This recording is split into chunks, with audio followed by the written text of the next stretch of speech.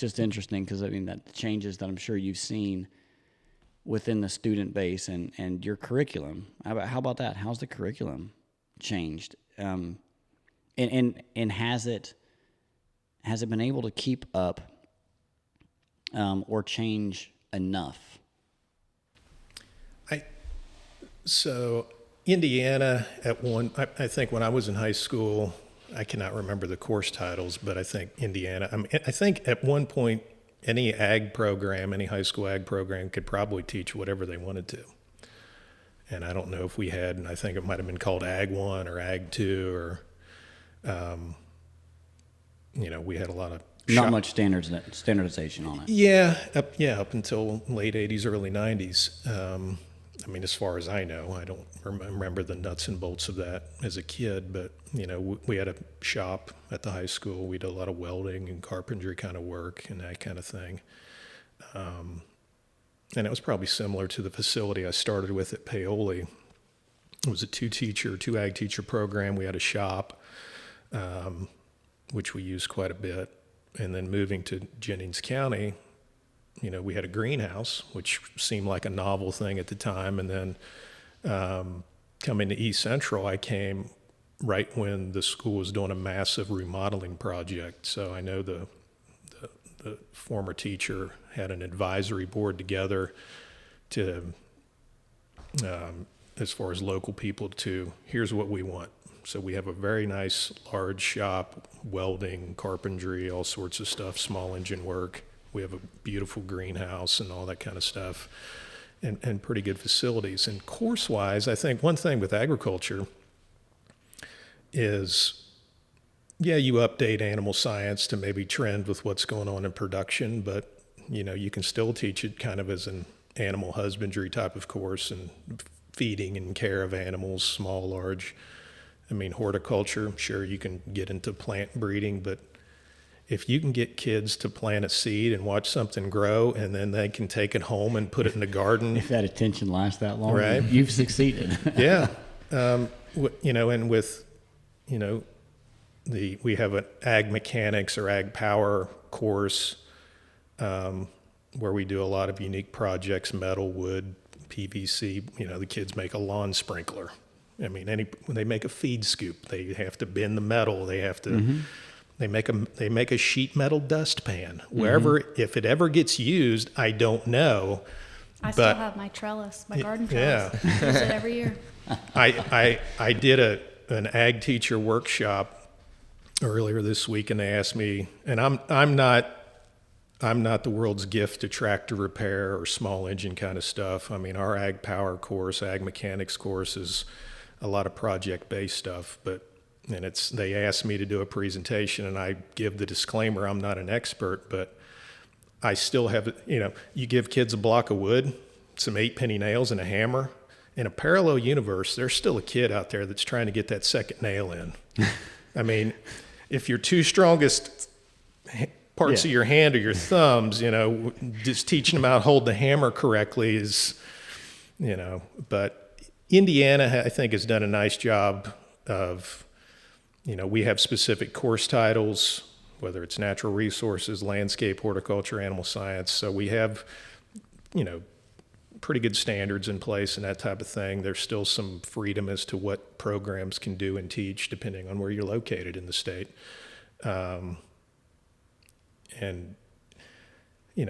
Precision agriculture has become, I believe it is a class that some schools have gravitated towards with those types of things. We have not at East Central, but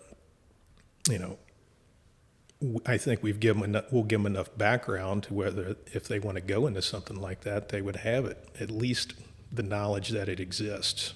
That's something we've talked about as a company, and we want and you strive to try to partner with local advisors and stuff like that, and say, hey, if you have even if you just do a brief overview of this is a precision ag, and then you come in and say, okay, we're going to do, facilitate maybe a light install. Say, hey, we got maintenance is going to let us run their little lawn tractor here, and maybe you set it up to where kids, you're going to install a steering system on this, and then completion, you're going to actually go through the calibration, make the thing work. and understand just the simplicities of what really is happening in, on anything modern within ag anymore. I mean, because pretty much any piece of machinery from 2012 till now, so it already comes with all those components, majority on it. So you got to understand, if you get into working in it, whether it be in your ag power class, there's a piece of it that's already automated and stuff. But and then you may even tie, two sides of that. There's a lot now that's going on with automation from a fully automated standpoint. Our drones are one example of that. We tell it to go and it does its job, but what happens when it's not doing its job? Less the previous 2 days of work in the shop back here, when it's not doing the job it says it is, and then you got to figure it out and stuff. So it's interesting, and I hope there is more curriculum, and at least maybe sub-curriculum in those sectors, on there. Yeah. So, I had a question, as in like prepping these kids for the real world, I guess post-school, getting into workforce. Are there any specific skills you guys try and emphasize teaching them, or like having them do certain projects and stuff to develop certain skills that you think would be most useful for them? Communication, verbally talking to people and not looking at the phone. I hate to sound like an old grumpy guy here, get off my lawn kind this of guy. This podcast would be very boring if we were texting each other. Yeah, right. I mean, I try to put kids in most of those classes in some way where I know with my freshmen, and I use, it's, an FFA event. Brittany, you've probably done them as well, a demonstration competition. So every kid has to do a demonstration.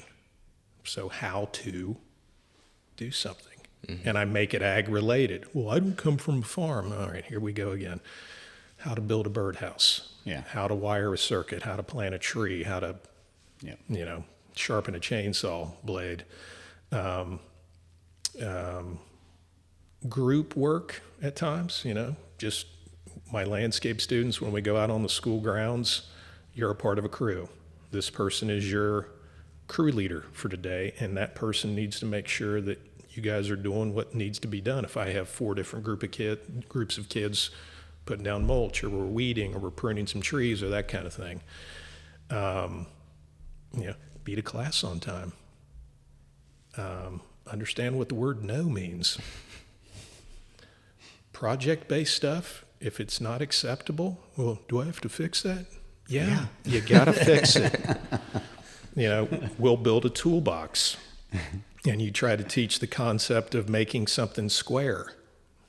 And, you pre-cut all the pieces, and, you get 25 or 30 kids out there banging on a toolbox, I constantly, you're monitoring kids, That's not right. Well, what did I do wrong? Here it is. Do I need to fix it? Yes, you got to fix it. Yes, you got to repair it. If you hired somebody to change your oil or change your tires and it didn't turn out right, you do want to question them on that, correct? Well, yeah, And I have a sarcastic wit and a dry sense of humor. Brittany, you probably know that. But, I said, I hope you're not my plumber someday. But,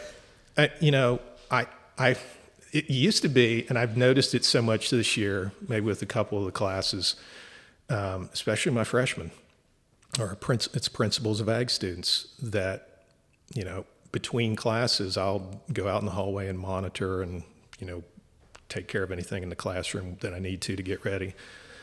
But instead of kids coming in there and just sitting there chatting with each other, it's quiet. It is, you can hear a pin drop. There's no social. So nothing. I think that's, and I'm not going to get into the whole debate on technology or this or that, but it's fine with me. But I'm like, you guys are allowed to talk to one another. So they're on their phones? Yeah. Is there no rule in school where you can't? Well, I don't even want to talk about that, but I think the state has inhibited or brought in a new rule this fall that they're not to have them on their person, I guess, during class. How do you enforce that? Well, you're going to Right. have to Once you're going to again. have to put them in a pocket on a bulletin board and when they come in. I'm as soon as class starts, they go away. And with my demeanor, for the most part, I know kids will sneak the use of it, but I'm It's been respected. they've been pretty respectful of that, and I don't have too many issues with that. But during the passing period, they're allowed to have them. Yeah. That was the ultimate rule. I think they can use them during the passing periods and lunch, but then obviously it carries over and that kind of thing. But yeah, See, it's I'm complete on the spectrum. They should put cell phone jammers in schools. They should put blockers in there and just not even get signal. It doesn't matter. Just like I'm on that wave. I don't think there should be any of them. There is no way that if something happens, an emergency, everyone can call the school. They know exactly what classroom that kid is in, and someone can walk down and get that kid and say, "Hey, you need to come down and take this call, or come talk to this person." I do not understand why you would have to have your cell phone on you in that position. But my kids they're not gonna like me one of these days when I'm like, no, you're 17, you don't need a cell phone. 17. I always tell my students I used a phone once at East Central, and that was a pay phone in the cafeteria at like 4:00 after an FFA meeting. That's the only time. And they're like, what's a pay phone? Right. Right. We pointed those one out when we were on our trip. We pointed it out to my kids, like, hey, see this? It's an actual phone booth, and there's a phone inside that you'd have to go and call on. Yeah.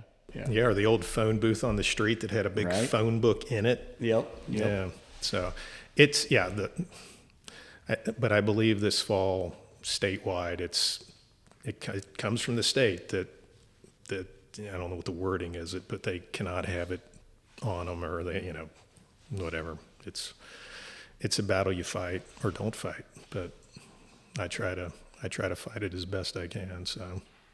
Yeah, it's for the best. I think it's for the best, and like you said, though, it's awkward when you come in. It's like everyone's just, they don't even know if anyone else exists in the room half the time. I mean, their situational awareness in a situation, it is like gone. It's like they're zoned in on. That's in life in general. Like, I see all these people, and this is just off topic, but you look at a concert, and all you see is just phones. Yeah. And it's like, do you ever just put it down and like try and enjoy it? And I mean, I'm guilty of it too. Like, I've done it, but I try to put it down after I take like a 20-second video and just be there and enjoy that. But yeah, enjoy the moment. Yeah, that's. Brittany, is there anything specific that you remember from class that you still hold to yourself today, like characteristics wise, something you've learned or? Yeah, so I think Mr. Johnson kind of hit the nail on the head with the speaking and communication piece that you learn from ag classes and specifically FFA and participating in it. I think like livestock judging, you do oral reasoning and you go before someone that's considered an expert in their field and you have to tell them why you did something the way that you did it. And you have, 5 minutes, I think it is, to memorize your reasoning and go before them. And you have to learn how to present yourself and communicate to this judge and, I guess, explain it. And also, I mean, when you participate in FFA, if you want to be a leader in it, you interview. You go before a panel of members and you explain to them why you want to do something, and that sets you up for success in jobs and whatnot. So it builds a professional presence, and it gives you confidence in who you are as a person. And I also think accountability is something that Mr. Johnson holds to a high standard and does a really good job of. My senior year of high school, I was FFA president and was a lot lazier then than I am now, and I had a bad case of senioritis, and Mr. Johnson was really good about kind of pulling me to the side and being like, hey, you are the leader. Step up. Do better. Show me why you're here. And I think that sometimes you need a leader like that to check yourself and know that, hey, like, I need to do better. I'm getting lazy. I'm getting complacent. And it's always nice to have someone that's willing to say something, because anymore there's a lot there that people just like, whatever. And they roll their eyes and they walk away and saying, I can't stand this. You still got to be willing to step up and say something sometimes, whether people think you're out of place or not. It's People are going to be critical of your work. Mm-hmm. And I tell my students, I said, I'm going to be critical of your work. But it's professional criticism. It's not, I don't have a problem with you. And that's something, that's like the disclaimer you have to tell them today. I'm going to be honest with you. I'm going to be critical of your work. And that's part of life. Professional criticism. And this is a building opportunity for you when you do get criticized. That's what, it's a learning opportunity. Yep. And that there's that piece that everybody loses. They think they're taking it personal, and you just don't like them because they wore a blue shirt today, or whatever their reason is. But I never became a teacher because I hated kids. Right. You know, Right. It's. I think that's the stereotype that I have pictures of everybody in my basement or something, and we're gonna One day. one of these days, you're gonna get it. Yeah. Yeah. See, I didn't become a bus driver because I didn't think I'd have the patience for the bus driving side of things. But so yeah. So 4-H. You participated in 4-H growing up, and I know you did as well. Brittany and I were talking shortly this morning on a service call that we went on. But the 4-H, how we've talked about FFA a little bit. How does 4-H help? How has it changed? Talk about 4-H a little bit. You want me to go first? Yeah. All right. You're the most recent member, right? I think 4-H is a really unique opportunity for students who maybe didn't grow up in agriculture or on a farm, or maybe they had a small hobby farm like me, to kind of get involved. And even if it's just in like photography or some type of poster board project, it gets them into the fairgrounds where they can go and see all these animals that are in pens and whatnot. But I think, at least in my experience in 4-H, and where they kind of fell short, was the competitive nature of it is almost cutthroat.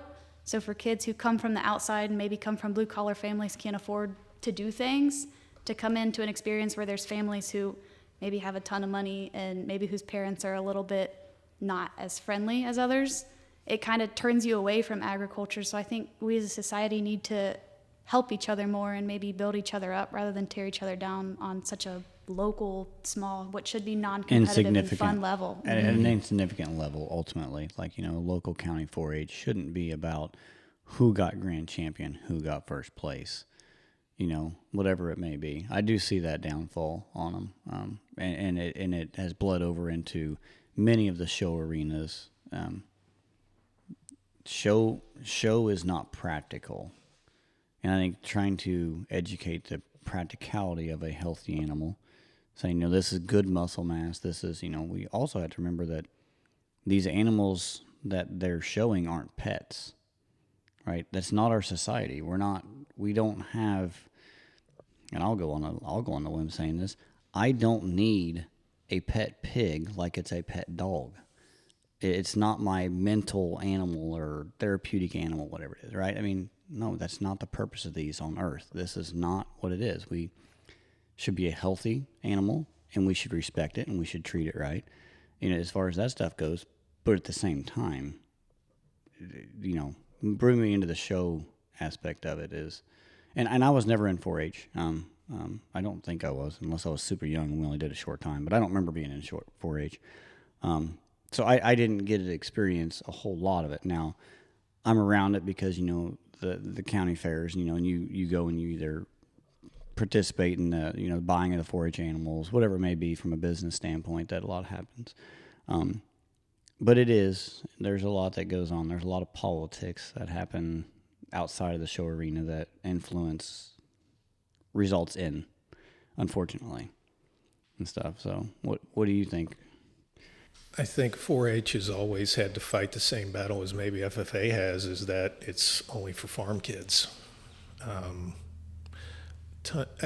4-H, I believe, is adapted, I think, just as well as FFA has, and I think it just depends on what area you're in or what location you're in, but there's tons of projects, a lot of the same opportunities, speaking and those types of things.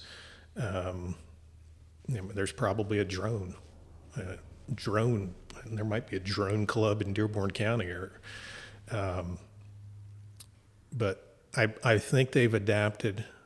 I was more focused on the raising of the animals, but here's the unique thing.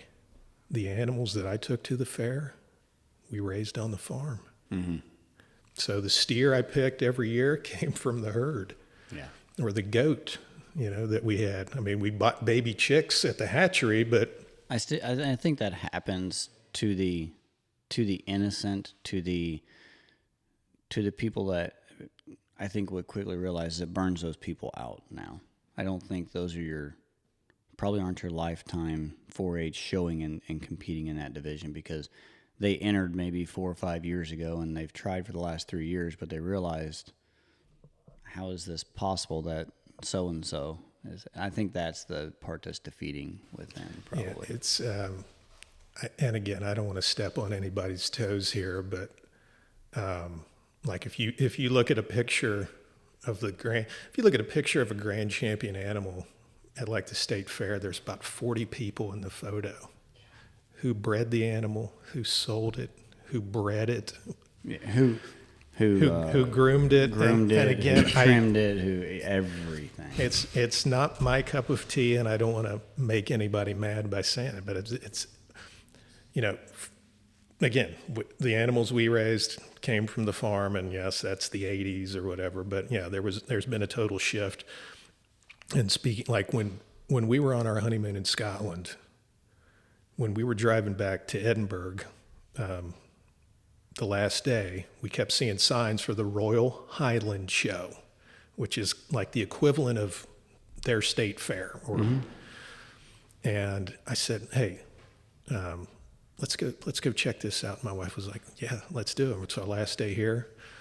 And there weren't people blow drying cattle.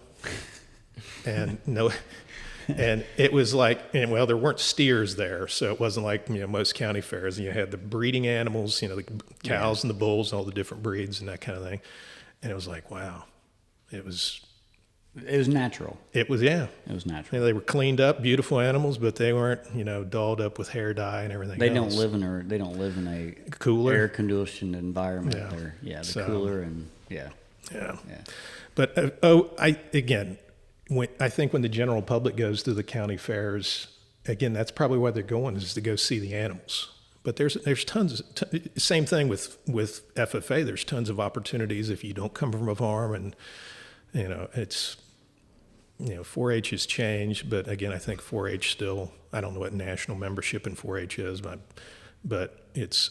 I think they've adapted. But again, it's all about communicating to the general public. And then the other thing with parents these days is how many pools do you dip your toe in as far as kids playing a sport. Oh yeah. It always it comes down not a sport, or they're in this club or that club and that kind of thing. So how do you prioritize your time with certain activities? And a group like 4-H might be lower on the totem pole. Might be lower on the totem pole. Indeed. We were talking about that as well this morning. Brittany and I were and the transition and the shift of funding available for programs, it is really sports driven. Within, it seems like, and this may be just from my personal point of view, but sports bring money into schools, into programs and stuff like that. And the shift to get larger gymnasiums, more programs available, all that. There's only so many dollars available at the end of the day from somewhere, and if there's less and less kids interested in ag, there's going to be less and less money available, available for those to fund that pot. And I think that's probably kind of slid onto the wayside as well. But yeah, I mean, I don't know exactly how funds are operated. I mean, some things at state, yeah. But I think one thing that's been good about where we're at East Central is that, funding for us hasn't been an issue. We've always been in pretty good shape, and if you need, and we have a strong, if I need supplies for classes or equipment, typically if we get what we need. Yeah. And I've been very happy with that. Some schools don't. So, and we try to we'll build projects, we'll build sheds and things like that, and other things, we'll sell trellises, we do a plant sale and that kind of thing. So we also bring in money through our program too. And then if we want to build something else, we can, we want to build a shed or a chicken tractor for somebody, we can. And we did a summer program where we went down. It was about a week-long program for South Decatur one time, where they did I don't know if it was an intro to ag tech or something. It was over the program over the summer that they had us do one time. And the kids, we had local growers who were closer to that location, bring their equipment over, and we kind of went over their equipment. I think that was about a week-long project. Was that before me? Probably. Yeah, it was. Yeah, it was. Or we just chose not to have you there. One of the two. It could have been that too. But it is neat. I hope there's more of that incorporated into those. So, well, as a kind of final wrap-up question, but what's your favorite part about being a teacher? It must be all the free time I have on my summer vacation. Favorite part, there's always, as far as what I teach, I have up to 5 different classes a day. Mm-hmm. So, and we've got 45, 47-minute class periods. So the variety Yep. Is what I like the most. Sometimes you have too much variety, so you're always constantly planning and trying to keep on top of things. But, the variety of it, seeing a new group of faces every year, hopefully, seeing some of the old faces coming back in, sticking around for 4 or 5 or 6 years in the program. Mm-hmm. Those are the kids that you maintain a program with. Brittany, her younger sister, and both of her cousins have all been FFA presidents. Wow. At East Central in probably the last 10 years. Mm-hmm. We've got the Shumate family cornered as far as FFA leadership. And that's another thing. It's a high bar. And then having relationships with your students when they graduate, that they think enough of you to call you up and do that thing. Mm-hmm. So, I mean, seeing your kids, my kids, seeing the students that you've had, and they go out and they become full-fledged adults with families, and they're getting married and that kind of thing. And that's another good thing about teaching. So that's kind of the completion of the job. I probably say, man, I did all right. Yeah. Part of that's because of me. Yeah. Yeah. Maybe when I'm dead and gone, they'll all come to my funeral. So who knows? Brittany, you got anything else? I mean, No, I guess to attest to how wonderful of a teacher Mr. Johnson is, and this is the, second time I've called you up. One time was when I worked with my dad at a company called Senko. We came in and did some training with the students in his ag mech class and whatnot, and now I've got him on this podcast, so I'm sure when he sees my name pop up on his phone, he's probably thinking, what next? But, he's the only teacher that I think made such an impact in my life in high school that I still am willing to communicate with, and I want to help support the program any way I can, so. That's good. That's good. And that has to be rewarding to hear that as well. I just told her when she called a month or so ago is that we need some younger people on the FFA alumni group, so I'm going to hold her to that. So to help maintain that program down the road. So there you go. Absolutely. There you go. Awesome. Well, Mr. Johnson and Brittany, I appreciate you guys coming on here. And I think this was a really good talk. I enjoyed it a lot. I did too. Thank you guys. Thank you guys for watching, and stay tuned for some more episodes.